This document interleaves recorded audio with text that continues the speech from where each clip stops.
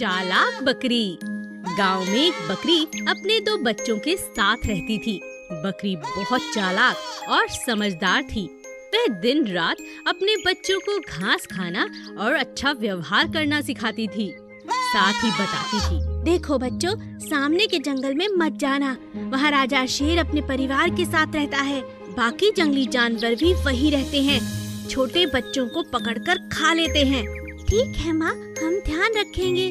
दोनों बच्चे बहुत प्यारे थे, लेकिन उसमें से एक बहुत शैतान था, जिसका नाम था टीटू। टीटू एक दिन बिना बताए जंगल की तरफ चला गया। अरे वाह, ये तो बहुत अच्छा है। यहाँ पर तो हरी हरी घास भी है, इसे खाऊंगा, मजा आएगा। पर माँ तो मुझे यहाँ आने ही नहीं देती। आज पेट भर के घास खा लेता हूँ, फिर यहाँ कभी नहीं आऊँगा। टीटू मजे से घास खाता है, तभी अचानक सामने से एक गीदड़ आ जाता है। मजा आ गया, आज तो बकरी का छोटा प्यारा बच्चा मिला है, इसे खाकर अपनी भूख मिटाऊंगा। मुझे जाने दीजिए। उधर बकरी माँ को ये बात पता चल जाती है कि उसका बच्चा टीटू जंगल की तरफ गया है। टीटू बचाव के लिए आवाज लगाता है, बचाओ बचाओ। बकरी माँ वहाँ दौड़ी चली आती है। उसे कुछ समझ नहीं आता, लेकिन वो बहुत समझदार थी, इसीलिए कहती है, अरे भेड़िए भैया आप। अच्छा, राजा शेर ने अभी बुलाया है। कौन राजा शेर, क्या कह रही हो? हम उन्हीं का भोजन है। आपको क्या लगा मैं अपने बच्चे के साथ यहाँ कैसे खड़ी हो सकती हूँ, जबकि मैं जानती हूँ आप लोग हमें छोड़ेंगे नहीं। राजा शेर की खुराक हूँ मैं आज की। राजा शेर आते ही होंगे। अगर आपने मुझे खाया तो वो आपको जिंदा नहीं छोड़ेंगे।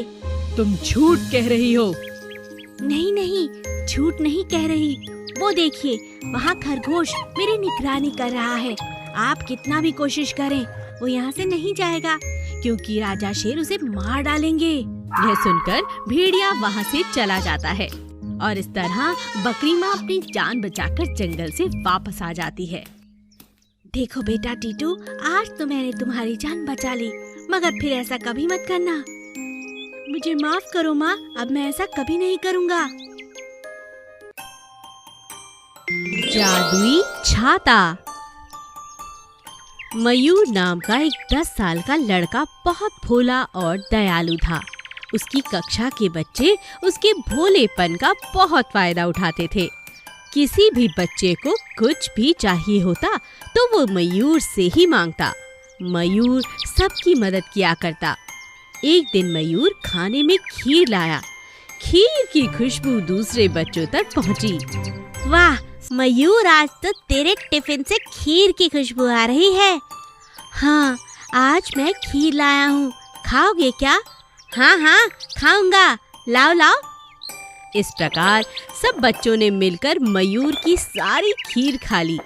एक दिन मयूर ने देखा कि उसकी कक्षा की एक लड़की परेशान है। मालती, क्या हुआ? तुम परेशान लग रही हो। मेरा टिफिन किसी ने निकाल लिया है, मैं अब क्या खाऊंगी? मुझे बहुत भूख लगी है। मेरे पास एक सेब है, तुम वो खा लो। मयूर ने मालती को सेब दे दिया। मालती ने उसे खुशी खुशी खा लिया। छुट्टी का दिन था। सभी बच्चे गांव के मैदान में खेल रहे थे। तभी तेज बारिश होने लगी। सब बच्चे अपने अपने घरों की ओर भागे। मयूर भी भागा। तभी मयूर को एक परी मिली। मयूर, ये लो, इस छाते के नीचे आ जाओ, ये तुम्हें भीगने नहीं देगा। पर मैं आपसे छाता कैसे ले सकता हूँ? अगर आप मुझे अपना छाता दोगी तो आप भीग जाओगी। मैं नहीं भीगूंगी, मेरे पास बहुत से छाते हैं, तुम ये छाता ले लो।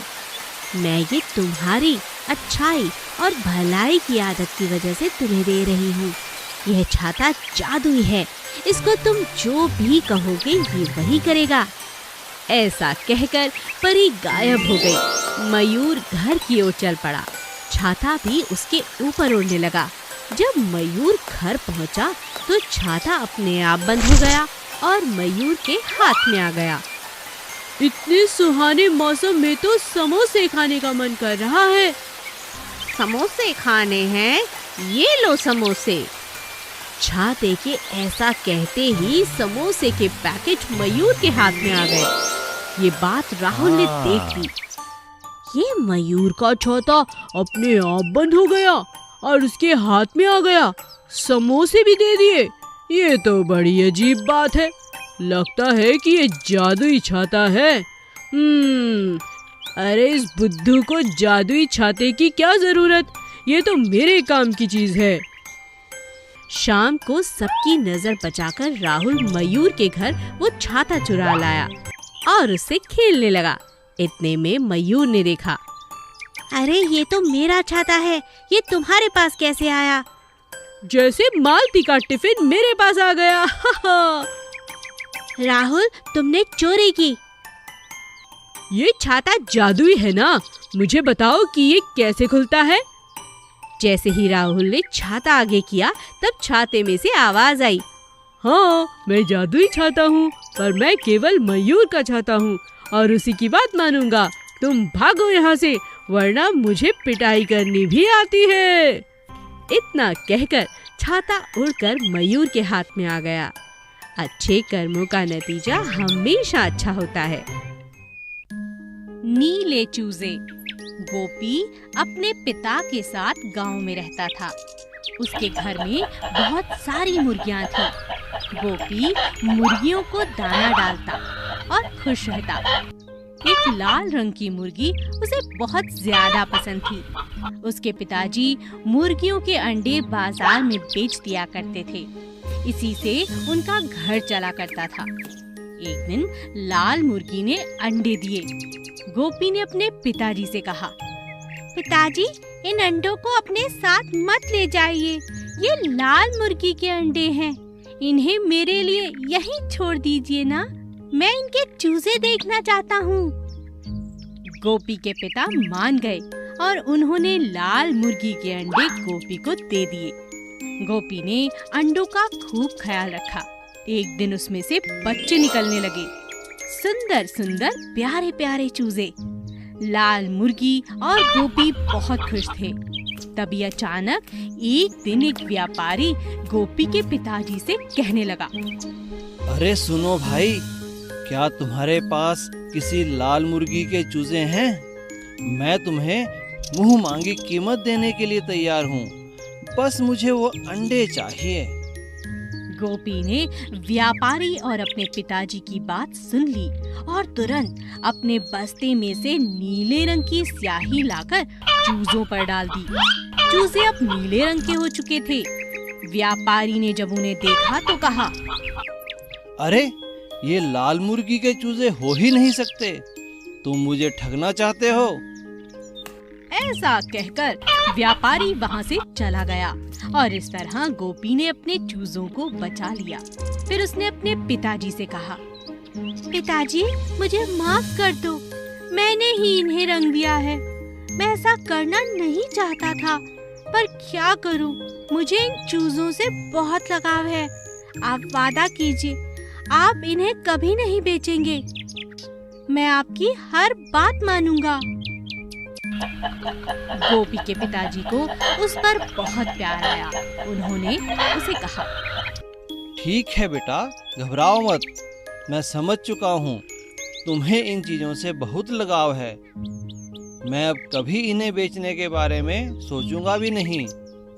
और इस तरह गोपी अपनी लाल मुर्गी और चूजों के साथ खुशी खुशी रहने लगा। जादुई मक्खी। एक बड़ी मिठाई की दुकान पर एक छोटी सी मक्खी रहती थी।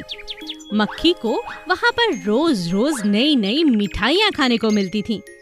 अरे वाह, आज तो घेवर बना है, ये तो मेरी सबसे पसंद की मिठाई है। मुझे ये बरसातों के मौसम में इसीलिए अच्छा लगता है, ये कभी फिर नहीं मिलता।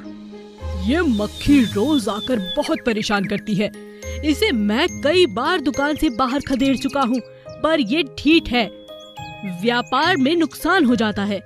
यहाँ पर इतना सारा खाने का सामान है कि मक्खियाँ मारने की दवाई भी नहीं छिड़क सकता।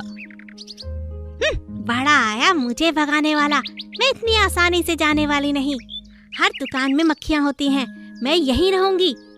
रोज रोज मिठाई खाकर मक्खी मोटी होती गई। उसे देखकर सभी हैरान हो जाते। अरे इतनी मोटी मक्खी, भाई इसे तुम लोग भगाते क्यों नहीं?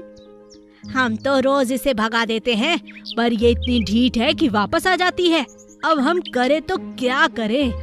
मेरी बात मानो, पास में ही एक जादूगर रहता है, उससे कहकर इस मक्खी को जादू से कहीं दूर भेज दो, नहीं तो सभी ग्राहक तुम्हारी बुराइयां शुरू करेंगे और एक बार दुकान बदनाम हो जाए तो अच्छी नहीं चलती।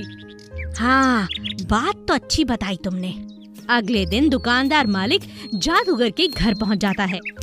हाँ बताइए, मैं आपकी क्या मदद कर सकता हूँ? मैं आपके लिए मिठाइयाँ लाया हूँ। मिठाई? पर मैंने तो मिठाई नहीं मंगवाई। नहीं जी, ये तो मैं अपनी मर्जी से आपके लिए लाया हूँ। वो क्या है, मुझे आपसे कुछ काम है। बताओ क्या काम है? कहीं आपको चलकर जादू का खेल दिखाना होगा। एक मक्खी ने मेरी दुकान में आकर नाक में दम कर दिया है, उसे कहीं दूर भेज दीजिए। क्या ये हो सकता है? क्या कहा? मक्खी को?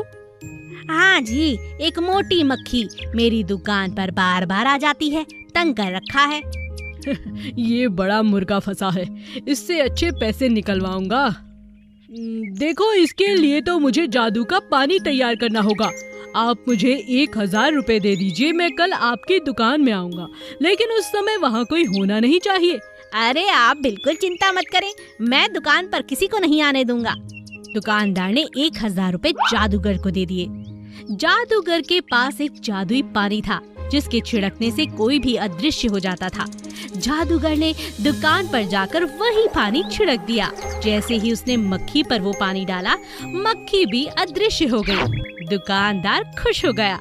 मक्खी वही थी, क्योंकि वो जादुई मक्खी बन चुकी थी, इसीलिए उसे कोई देख नहीं पाता था और दुकानदार हमेशा के लिए खुश रहने लगा। Please subscribe.